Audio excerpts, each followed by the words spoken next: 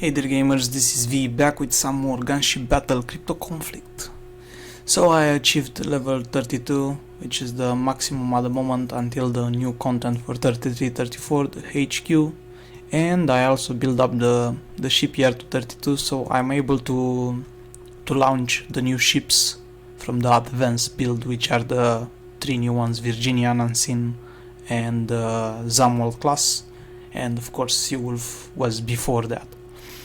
But now I reached this point and I kind of feel sorry about it because I reached it. So why? Let me show you why. So there it goes. I built a bunch of Nansens, besides the fact that they cost a lot of blueprints, which they are very hard to make. 700 blueprints. One I'm building up now at the moment, some of them, but there is a trigger step on it based on experience when you level them up. So to show you, I have a level 2 Nansen.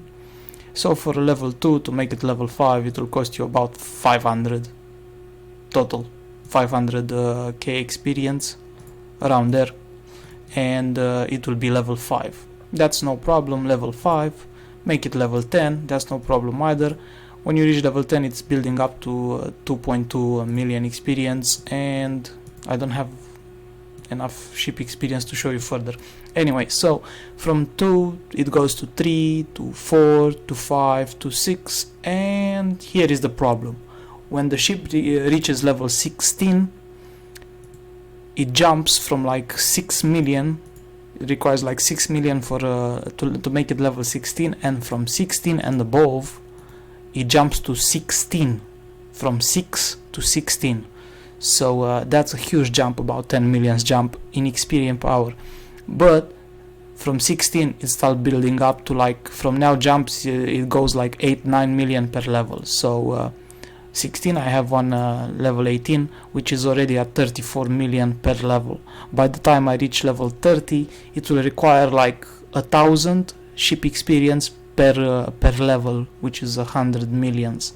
That's the equivalent of a level 40 indie independence, because I made where are they? I made a bunch of them, and they required like 111 millions, which is obviously 1,100 ship experience. So with the same amount of ship experience, I can make this one a level 30, which everyone says that it's more powerful than other ships. Even if it's a tier 3, it's more powerful than a tier 6 or whatever. So for that purposes, let's compare this one. So the strongest Nansen that I have is level 18, because I'm lacking ship experience. Let's check the stats. So it will be 20, 24, 21 across the first three, which they are the important ones. So 20, 24, 21, and now let's compare it with the independence level 32, which is tier 4. Yeah, tier 4. So double check. 20, 24, 21. 20, 24, 21. So it will be anti-air has 1000 less, and anti-ship has the same, 1000 less, but my indie has more anti-ground than the Nansen itself. So in terms of royal basis, indie is still better on a high level. But now there is the difference of the level, which one is 32 and the other one is 18. So in terms of power, it actually builds up a lot of power for especially anti-ship as well. 21k at level 18 only, and this one is like level 32 and tier 4 already, and has less anti-ship than the Nansen at level 18. So this is good. Alright, this is good, but let me show you the other problems now. So it says it has the same threats, actually 70 instead of 69 like the other ships, have 70 in trades. And now here is the costs for trades. So you can build them up to level 13. So yeah, that's fine, that's beautiful. You can make lots of combinations on here with all this up to 13. But now let's see. So this is the main problem that I spotted, and it's gonna be expensive, very expensive. So if I want to build it up to level 10, this is level 10, right? So like any other ship. At this point you can buy those with gold in case you didn't know. So that's 2.8k, and I already had 2.209. So if I show, all right, so 2.8, yeah, 2.8, that's required from here. Look at the jump of the cost here. So 3k for 1.7, yeah. So level 11, it jumps to 6 times more, and now level 12, it doubles that, and level 13, obviously it doubles that. The rest of the resources is not an issue, but this one, 22k.7 for a level 13 for 70% attack, and to compare that in gold, it's 44k gold per trade to make it happen. So you need 44k gold for one trade to reach level 13, and that's a lot of gold. So if you count them per ship, I know it's the last ship, the most powerful one, but the cost of it is like, and I don't know, enormous, gigantic, I don't know what to say. So yeah, there is also the problem that if you start to build a map from zero, you might build one or two from time to time, because the blueprints are like I said, really hard to get them. But if you choose to tier them up, you hit other problems. Now I probably cannot show you exactly because I have one building up, but yeah, so it's build day up any day, right? So it's build up, yeah, make units and deploy. So let's boost this one so I can have it available. Okay, so I have two.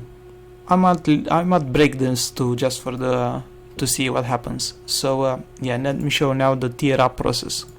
So the Seawolf class, this one, if you have batch ones, they can go up straight to Virginia class, and that 9.6k to make it a Virginia is the smallest amount of blueprints. Yeah, is the smallest amount of blueprints required for the tier 4.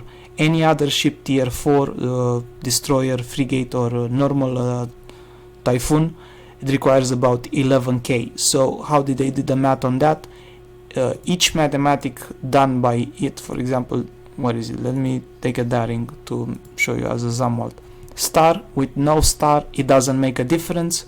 It's still the same amount of blueprints. So tier 4, it will turn in level 21 Zamwalt. That's 11.200 blueprints. So it might seem a lot of them, but it's the same like if you did it from scratch. So if you add up the ships from so for level 1 you need 2 ships, which is 1400. For level 2 you need 4 ships, which is 2.8k, and so on up to tier 4. It will be 11,200 blueprints.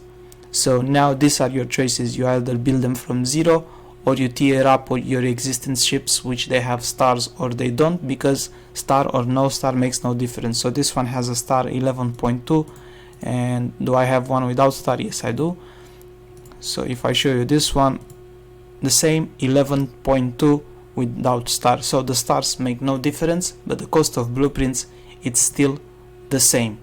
So that being said, you either build a fleet, or you focus them building them one by one, or you might as well, because they are very strong ships at high level, if you have any ships like double stars or whatever kind of like this, and you want to focus on those with high percentage, like above 50%, and you want those, you might want to gather them up and tier it up straight away instead of building from zero, because like you see, both situation, your cost will be the same. So but the only difference is use them for tier up only the ones with stars, because the difference will be if you start building them from low, you might get a chance to get an ultimate, which implies getting a star, which is gonna save you a bit of tons of blueprints, because it jumps straight away. For example, from zero, like this one here, it will jump straight to tier 2, so it will save you some blueprints. Let's see if I have enough to make this So I need this one level 2. I think I showed you before why you needed level 2, because that's the maximum outcome you can have, and I need this one level 5. So there you go, limit break, probability 2.6%, that's the maximum you can get for this one. What are the odds to get a star right now? It will be only 10% even if I do, but still. Nope, I don't, obviously. So yeah, another Nansen build. So there is that, guys. Like I said, I already started building this one, but for the other two I might gather them up and start trying to tier it up. So for a tier 4, as you seen before, it's 11.2k. So for every tier is double that, because it will work like this. A tier 4, to make a tier 5 normally you require another tier 4, which is another 11k. So for tier 5 it will be 22,400. For a tier 6, double 22,400, which is 44,800 for a tier 6. For a tier 3 you can half that. For a tier 2 you can half twice, and you get the blueprints required if you choose to tier it up. I don't have any lower tier than 4. Look, I have this Sovereign, but it doesn't count because by the time I see it, I cannot see that level. So if you have a tier 3, for an example, if you manage to get a tier 3 to 1, 2, you can get 25% in star, which is not entirely worth it. But if you get tier 4, which you can get up to 40% or even 50% as a double star, that will be a difference. I think I have only one double star with more than 50% actually.